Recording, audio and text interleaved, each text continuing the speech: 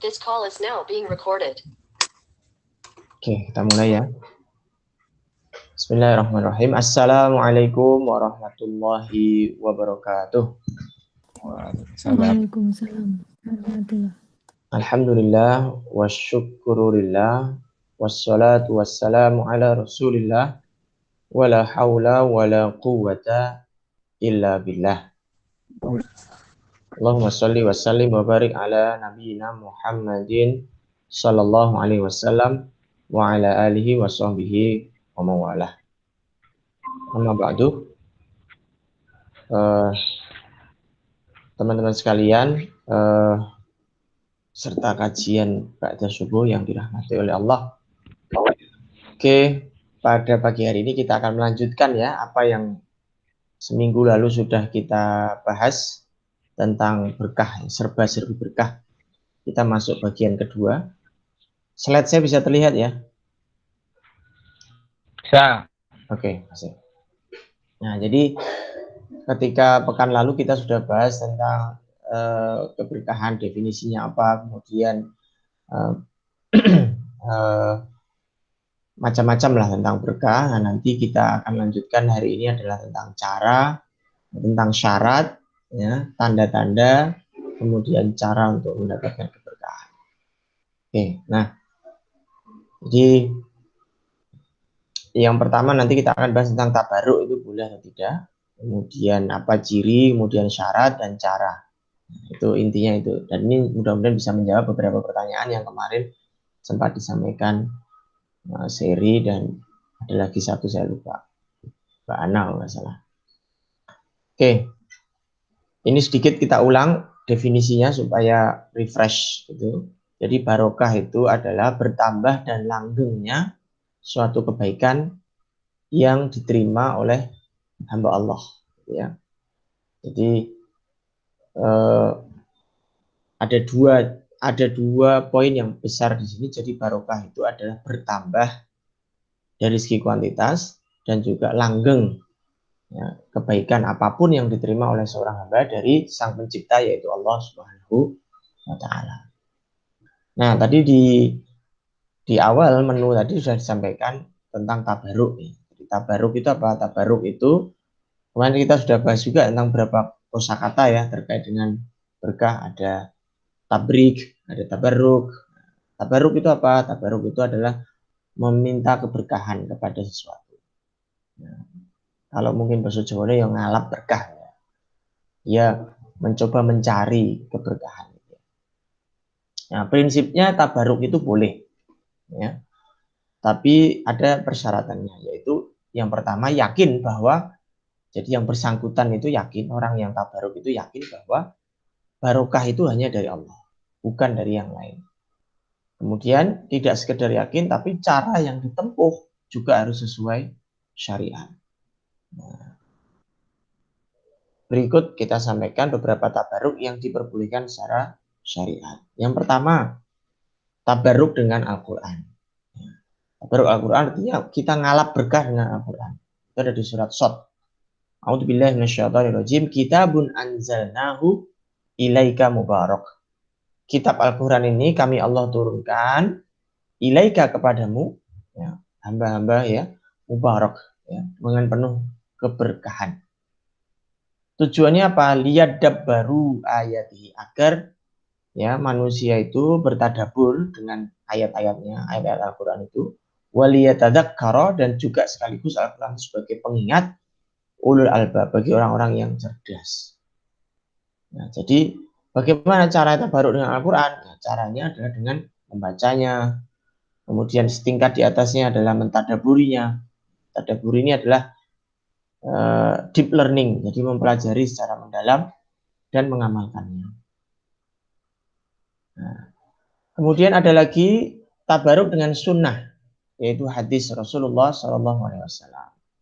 Nah, kenapa? Karena dalam setiap ajaran yang disampaikan Rasulullah, baik fi'liyah, qauliyah, dan jadi hadis Nabi itu ada 3 macam ya. Fi'liyah, yaitu perbuatan, atau qauliyah, ucapan, atau diamnya Rasul. Saya lupa bahasa Arabnya. Yang ketiga adalah diamnya Rasul.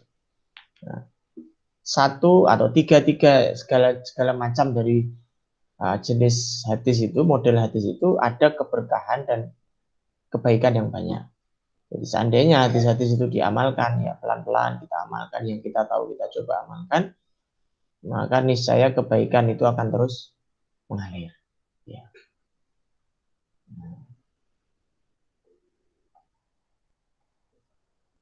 Seperti kemarin yang disampaikan salah satu file yang dikirim oleh kawan kita, Mas Ustadz Wawan ya, Jogjawi itu kan menyampaikan pentingnya untuk belajar agama, kesempatan belajar agama di bulan Ramadan ini justru kesempatan yang besar. Nah, itu kan suatu sunnah Nabi sebetulnya. Perintah Nabi memang kita diminta untuk mempelajari ilmu agama karena itu hukumnya wajib. Ya. Wajib ain lagi, bukan wajib kifayah. Nah, itu insya Allah kebaikannya akan terus mengalir karena bekal ilmu itu tidak akan pernah putus. Apalagi nanti disampaikan ke anak kita menyampaikan ke cucu kita, itu masya Allah, itu rantai pahalanya nggak akan berhenti. Kemudian yang ketiga, tabaruk dengan air zam-zam. Nah, ini boleh juga. Kenapa? Karena air zam-zam itu innaha mubarakatun. Nah, sesungguhnya air zam-zam itu mengandung keberkahan. Innaha ta'amu ta'min. Sesungguhnya dia makanan. Makanan artinya minuman yang sehat lah kira-kira begitu. Ya, memberikan manfaat bagi yang meminumnya. Ya, tabaruknya adalah dengan tidak lupa ketika mau minum zam-zam itu mohon kepada Allah agar diberikan manfaat dari air itu. Bukan kepada zam-zamnya, tapi zam-zam hanya sebagai media kita untuk tabaruk gitu ya. Mohon keberkahan dari Allah. Ya. Doanya ada itu, doanya khusus ketika minum air zam-zam. Ya. Kemudian yang berikutnya adalah tabaruk dengan tempat-tempat yang diberkahi Allah. Pertemuan yang lalu kita sudah bahas ada beberapa tempat, ada Masjidil Haram, ada Masjidil Aqsa. Nah, itu adalah beberapa tempat yang memang diberkahi Allah. Tabaruk di situ artinya berarti melakukan sholat wajib di situ. Kalau di Masjidil Haram ya tahiyatul masjidnya diganti dengan tawaf. Karena di Masjidil Haram tidak ada tahiyatul masjid. Kemudian memakmurkan Masjidil Aqsa misalnya dan sebagainya. Nah, itu artinya kita mencari keberkahan di situ. Atau tabaruk dengan waktu-waktu yang diberkahi Allah. Salah satu waktu yang jelas diberkahi Allah itu adalah waktu subuh. Waktu pagi-pagi itu adalah salah satu waktu yang diberkahi oleh Allah SWT. Nah, itu kita diminta untuk banyak melakukan aktivitas yang baik di waktu itu. Ya, seperti yang kita lakukan hari ini adalah salah satu kita tabaruk dengan waktu yang diberkahi Allah. Ini waktu hari jam-jam ini adalah ini perantan jam di mana Allah memberkahi. Nah, orang yang bertabaruk itu sekali lagi tadi yakin bahwa barokah itu hanya dari Allah, bahwa yang kita sebutkan berapa poin ini tadi itu hanyalah wasilah saja. Kemudian sebab dan cara yang ditempuh juga harus sesuai syariat. Itu ketentuan yang tidak bisa ditawar lagi. Baik, teman-teman sekalian dirahmati Allah. Nah, kita lanjutkan. Ciri-ciri berkah apa? Ini menarik karena banyak yang mungkin bertanya, jangan ini berkah itu kan abstrak. Ya, berkah itu abstrak, hanya Allah yang tahu. Tapi setidaknya kita sebagai manusia diberikan beberapa clues apa yang bisa menjadi tanda lah, gitu ya. Tanda. Meskipun itu belum pasti kita belum bisa tahu secara pasti dohir, tapi setidaknya ini bisa menjadikan tanda-tanda yang penting lah untuk kita ketahui. Yang pertama adalah keberkahan itu ditandai dengan ketika seorang hamba Allah itu merasa nikmat dalam beramal soleh. Jadi kadang kita ini beramal soleh itu ada yang masih merasakan kegalauan, masih ada keraguan dalam beramal soleh, ya, masih ada keinginan untuk ya agak sedikit malas gitu ya rasanya. Wah, kok kita arep sholat tarawih kok aras-arasen, apa arep tahajud kok ngantuk. Artinya ada keluhan-keluhan di situ. Di situ dia berarti belum merasakan nikmatnya. Nah, kemudian yang kedua adalah istiqomah dalam kebaikan. A'udzubillahi minasyaitonir rajim. Kalau dalam Al-Qur'an disebutkan innal ladzina qalu rabbunallahu tsumma istaqamu. Jadi orang yang mengatakan bahwa Tuhanku adalah Allah, kemudian istiqomah di jalannya. Nah, memang ini sesuatu yang challenging lah bagi kita. Kemudian yang ketiga adalah ketika seseorang itu merasakan betapa rindu kepada Allah. Nah, ini dalam surat Al-Anfal ya, ayat kedua sampai ketiga. Jadi apalagi ketika dibacakan ayat Al-Quran, maka wajilat qulubuhum, bergetar hatinya. Zadathum imana, bertambah keimanannya. Karena merasakan rindu kepada Allah. Kemudian yang terakhir, ciri dari keberkahan adalah ketika hamba Allah itu merasa dia mudah sekali untuk bersyukur pada Allah. La in syakartum la azidannakum wa la in kafartum inna adzabi lasyadid. Jadi jika kita bersyukur maka Allah akan tambah nikmat itu, tapi jika kita kufur maka sesungguhnya azab Allah itu sangat pedih. Jadi bersyukur minimal itu adalah mengucap hamdalah, alhamdulillah. Itu baru minimal, baru kemudian ditingkatkan asyukru bil amal, ya, dengan amal perbuatan. Kita beramal soleh itu, kita melakukan ibadah pada Allah, itu artinya tanda kita bersyukur atas anggota badan, atas titipan Allah. Oke, itu ya teman-teman tertarik dengan ciri-ciri berkah.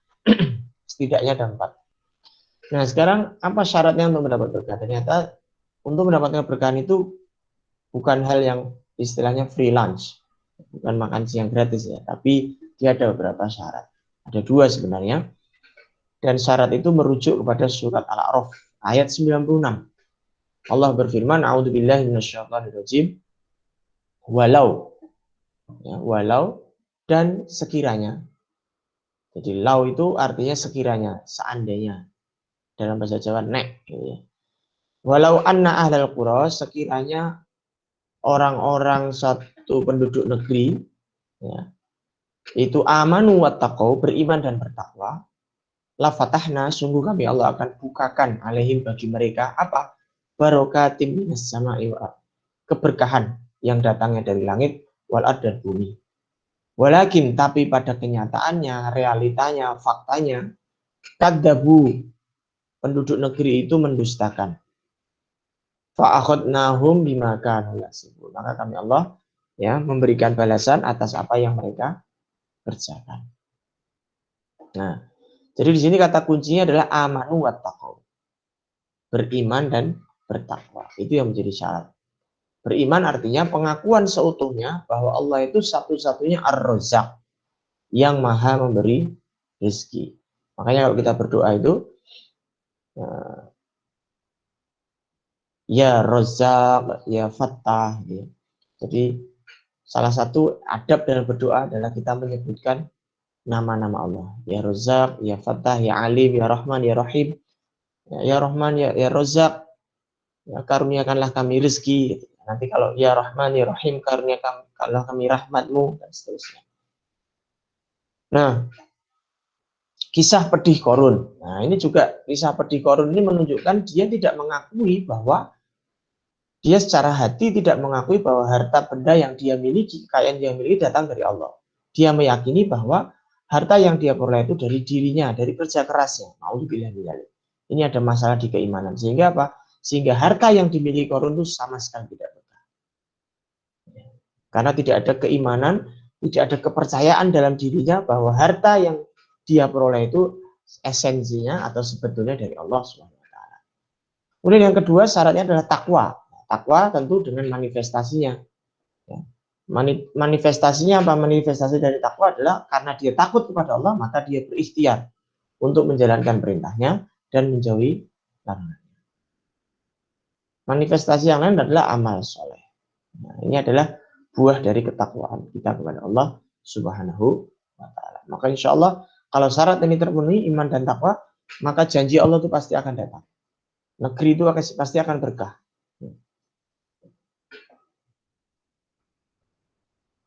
Yang terakhir adalah bagaimana cara untuk meraih keberkahan. Ada beberapa cara di sini yang akan kita share, kita bagi. Yang pertama adalah membaca Al-Quran. Dalilnya surat Al-An'am A'udzubillahi minasyaitonirrajim wa hadza kitabun, dan ini Al-Qur'an anzalnahu mubarak. Kami Allah turunkan dengan penuh keberkahan. Fattabi'uhu, maka ikutilah ajaran yang ada di dalam Al-Qur'an. Kita diminta untuk mengikuti. Dan diminta untuk follow. Wattaqu, dan bertakwalah kamu kepada Allah, la'allakum turhamun. Ya, agar kamu mendapatkan rahmatnya. Jadi jelas, membaca Al-Quran itu bisa menjadi salah satu media dalam meraih keberkahan Allah Subhanahu wa Ta'ala. Ya. Oke, sudah saya admit Mbak Angga. Kemudian yang kedua, cara meraih berkah adalah mengucap salam kepada keluarga. Nah, ini cara meraih berkah yang tidak sulit, ya, mudah sekali. Yaitu ketika kita masuk rumah, dalam surat An-Nur dikatakan faida dakhaltum buyutan, maka jika kamu masuk ke dalam suatu rumah, fasallimu, maka ucapkan salam ala anfusikum, kepada dirimu, ya maksudnya kepada penghuninya, ya, tahiyyatan min indillah, sebagai penghormatan di sisi Allah. Mubarakatan thayyibah, di situ ada nilai keberkahan. Ya. Dalam ayat lain dikatakan la tadkhulu buyutan ya ayyuhalladzina amanu la tadkhulu buyutan hatta tasta'nisu wa tusallimu ala ahliya. Wahai orang beriman, janganlah kamu masuk ke dalam rumah hatta tasta'nisu, sampai engkau mendapat izin, wa tusallimu ala ahliya, dan kau mengucapkan salam kepada penghuninya. Nah, jadi ini maka tidak salah saya benarkan kalau di depan pintu ada yang membuat tulisan jangan lupa ucapkan salam. Nah, ini salah satu cara untuk meraih keberkahan. Jadi bahkan ada itu orang tua yang kalau anaknya masuk belum salam, suruh keluar lagi, tolong nak masuk lagi, ucapin salam. Nah, baru kita jawab waalaikumsalam.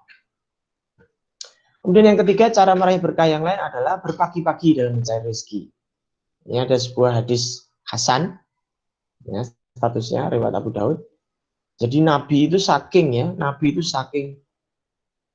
inginnya umatnya itu mendapatkan keberkahan di pagi hari, beliau sampai berdoa. Doanya bagus sekali. Allahumma barik li ummati fi bukuriha. Ya Allah, berkahilah umatku, ya, umatnya Nabi Muhammad, ya, fi bukuriha, di pagi-paginya.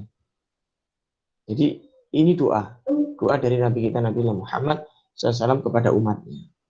Nah, kalau kita habis subuh itu bisa produktif, ya, mencari sesuatu, apakah ibadah, apakah bekerja, maka insya Allah kita akan dapat keberkahan itu. Kemudian yang keempat adalah cara meraih berkah yang lain adalah meminta didoakan oleh orang soleh. Nah, ini kita minta doa orang soleh itu agar dia mendoakan kita mendapatkan apa? Keberkahan. Makanya kita penting, ya, kalau kita misalnya dapat satu informasi berita gembira dari teman kita misalnya atau dari keluarga kita bahkan, maka kita mengucapkan barakallah fik, ya, barakallahu lakum fih, itu juga boleh, barakallahu laka fih, itu boleh. Nah, apa dalilnya? Yaitu hadis riwayat Abu Daud dan muttafaqun alaih. Ini hadisnya sahih. Yang ini hadis pertama riwayat Abu Daud, nanti hadis yang kedua muttafaqun alaih. Jadi suatu ketika Nabi itu, langsung saya terjemahkan, ya, Nabi itu pernah memberi 1 dinar, ya, kepada seorang sahabat, ya, kira-kira begitu. Kemudian sahabat tadi dengan uang 1 dinar itu ternyata bisa membeli 2 ekor kambing. Nah, kemudian 1 ekor kambing disampaikan pada Rasulullah dan 1 dinar sisanya diberikan pada Rasulullah. Artinya begini, setelah orang sahabat itu diberi Nabi uang 1 dinar, beliau kemudian sahabat itu belanjakan 2 ekor kambing, dan 2 ekor kambing itu dijual oleh orang itu dengan harga masing-masing 1 dinar. Jadi mendapat keuntungannya. Fada'alahu bil barokah. Maka kemudian Nabi Muhammad itu mendoakan akan keberkahan dalam jual belinya. Ya, jadi ini yang pertama. Kemudian yang kedua, Allahumma aktsir malahu. Nabi pernah mendoakan sahabatnya. Ya Allah, perbanyaklah hartanya, wa waladahu, dan anaknya, wa barik lahu fima ataitahu, dan berkailah apa saja yang Allah berikan kepadanya. Ini menarik sekali doanya. perbanyaklah hartanya, anaknya, berkailah apa saja yang Allah berikan untuknya. Ini muttafaqun alaih. Jadi boleh kita minta tolong orang untuk mendoakan agar kita diberkahi oleh Allah Subhanahu wa taala. Nah, nanti gantian pada saatnya kita dimintain tolong untuk mendoakan. Ya, saling membantulah untuk mendoakan. Kemudian yang keempat, nah yang kelima kalau tidak salah, itu cara meraih berkah adalah dengan berbakti kepada kedua orang tua. Ya, maka beruntung bagi yang masih lengkap orang tuanya ini bisa berbakti secara live. Kalaupun tidak bisa karena sudah meninggal orang tuanya, maka belum berhenti. Kita masih bisa berbakti kepada beliau insya Allah. Ya. Nah, bagaimana kok bisa demikian? Nah, ini ada hadis Hasan statusnya, hadis riwayat Tabrani. Ini menarik hadisnya. Qala Rasulullah SAW, biru abaukum tabirukum abnaukum. Ya. Berbaktilah kamu kepada orang tuamu, maka anak-anakmu otomatis akan berbakti kepadamu. Kira-kira begitu artinya. Jadi ini hukum kausalitas, sebab akibat ini. Jika kita berbakti kepada kedua orang tua kita, maka anak kita akan berbakti kepada kita. Nah, ini bisa kita bayangkan. Kalau ini diterapkan terus, maka kebaikan itu tidak berhenti. Jadi kalau ingin melihat bagaimana anak itu berbaktinya kepada orang tuanya, ya lihat orang tuanya. Kalau orang tuanya berbaktinya kepada mbahnya, anaknya itu baik, ya insya Allah anaknya juga akan berbakti juga kepada orang tua. Dan ini adalah pahala yang terus mengalir. Nanti anaknya juga akan dibaktiin oleh cucu kita dan seterusnya. Nah, ini menunjukkan ciri-ciri keberkahan tadi, bahwa kebaikan itu sifatnya bertambah dan langgeng terus-menerus. Nah, ini yang disampaikan oleh para ulama terkait dengan bagaimana cara meraih keberkahan dari Allah Subhanahu wa taala. Kesimpulan, tabaruk dibolehkan tapi dengan syarat-syarat tertentu, syarat-syarat yang ketat. Kemudian yang kedua, ciri khas dari berkah adalah mayoritas berkaitan dengan akhlak. Jadi akhlak kita kepada Al-Quran, kepada macam-macam. Nah, kemudian syarat meraih berkah ada dua poinnya, yaitu iman dan takwa kepada Allah Subhanahu wa taala. Baiklah, saya kira itu teman-teman untuk hari ini kajian kita terkait dengan serba-serbi berkah edisi kedua. Ya, mudah-mudahan setelah ini bisa kita lanjutkan dengan tanya jawab. Ya. Terima kasih. Assalamualaikum warahmatullahi wabarakatuh.